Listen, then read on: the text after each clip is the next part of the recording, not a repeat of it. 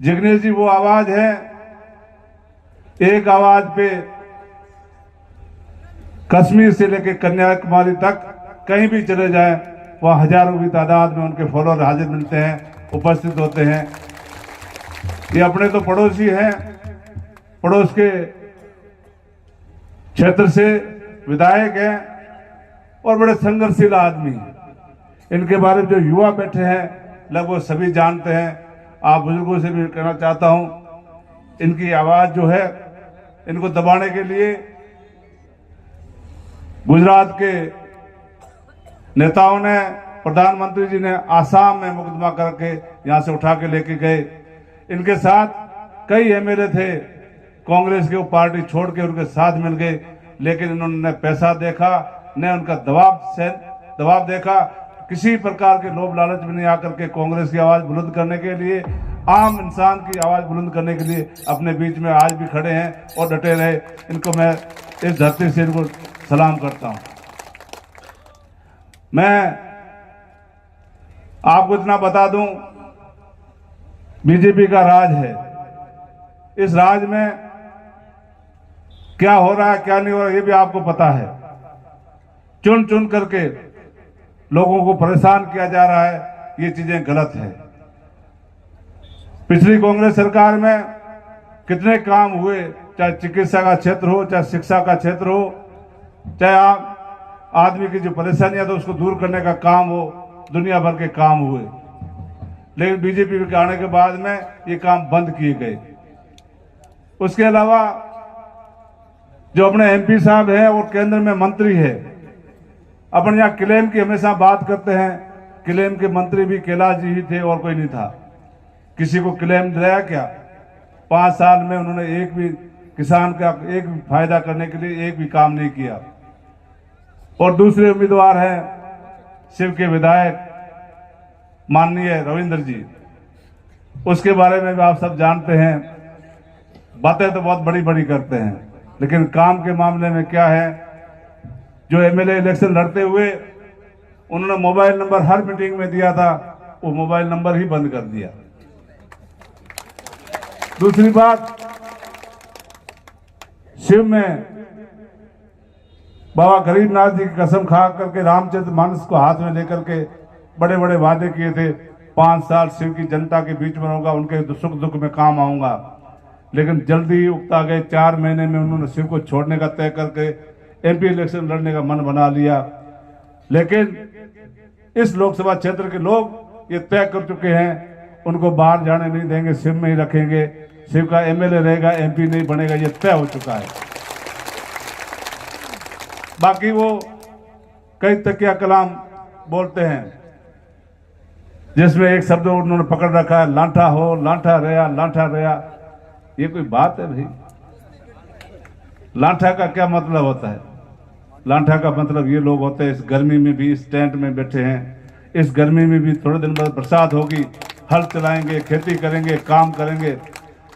इस टेंट में बैठे हुए लोग सुबह 9 बजे से लेकर के शाम को 6 बजे तक कमठे का काम करते हैं, मजदूरी करते हैं, लांठा इनको बोलते हैं। हम लोग जो इधर उधर घूमते हैं गाड़ियों में, ऐसी गाड़ियों में, ऐसी ऑफिसों में, उनको लांठा नहीं बोलते हैं भाई। दूसरे लांठे वो होते हैं जो जिग्नेश जी जैसे आदमी हैं, इनके ऊपर कितनी तकलीफें आई, आप इनकी हिस्ट्री पढ़ना, लोगों से पूछना, दुनिया भर का इनके ऊपर प्रेशर। गरीब घर से निकला हुआ आदमी पढ़ता पढ़ता अपने बीच में आया और गुजरात की बड़गांव सीट से वहां की जनता ने इनको 2 बार मौका दिया, कंटिन्यू दूसरी बार एमएलए बने गुजरात से।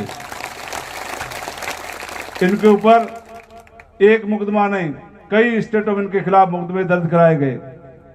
पैसों के मामले में इनको कहा कि आपको तोल के पैसे दे दें, आप मुंह से मांगो उतनी रकम दे दें, पार्टी छोड़ करके हमारे साथ मिल जाओ। लेकिन उन्होंने ये तय कर लिया, भारत के नागरिक और भारत का संविधान और बाबा साहब का जो अभियान है उसको आगे लेकर के कैसे चले, इस पे ये लांठे रहे, मजबूत रहे, इसको लांठा बोलते हैं। वो लांठा लांठा कहने वालों पर अगर आज राजस्थान की सरकार कोई शिकंजा कस ले, एक आधा ही मुकदमा कर ले, तो कल लांठे कहां होंगे ये आप सबको पता है। काम के मामले में मैंने पिछले एक मीटिंग में कहा था 2 हैंडपंप का, मेरे इस फोन में सैकड़ों फोन आ गए कि भाई आप इनके खिलाफ क्यों बोलते हो।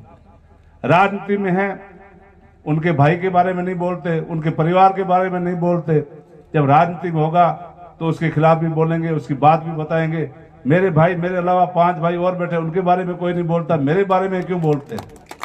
राजनीति में होगा उसको सुनाएंगे भी और उनको सुनना भी पड़ेगा।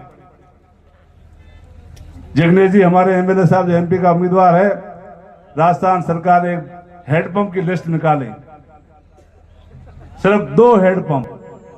जो बीजेपी का प्रत्याशी था उसको 20 हैंडपंप, एमएलए जो जीता हुआ है उसको 2 हैंडपंप दिए हैं। उनकी उपलब्धि पिछले 6 महीने की, सिर्फ 2 हैंडपंप की सेवा कोई हो तो बता देना भाई। वो आदमी अपनी बात करेगा, अपनी सुरक्षा करेगा, ये सोचने का विषय। दूसरी बड़ी बात कहते हैं वो अपने भाई। हाँ भाई, कौन कहता अपन भाई नहीं है? सब भाई हैं। आपके अकेले भाई थोड़े हैं, हमारे भी भाई हैं। मारवाड़ की संस्कृति है, सब लोग जहाँ रहते हैं आपस में भाईचारे से रहते हैं, भाई भाई के रूप में रहते हैं। हर के शादी में, ब्याह में, गमी में, त्योहार में सब जगह शामिल होते हैं। भाई की तरह नहीं रहते हैं क्या? लेकिन वो कहते हैं, आज मेरे को कहते हैं आपको हमारे भाई हो, कभी मानकाराम जी कहते हैं आप हमारे भाई हो, कभी रामाराम जी कहते हैं आप हमारे भाई हो। सब भाई हैं भाई, लेकिन भाई वो है सिद्धांतों पे चले, संविधान की बात करे और देश के हित की बात करे।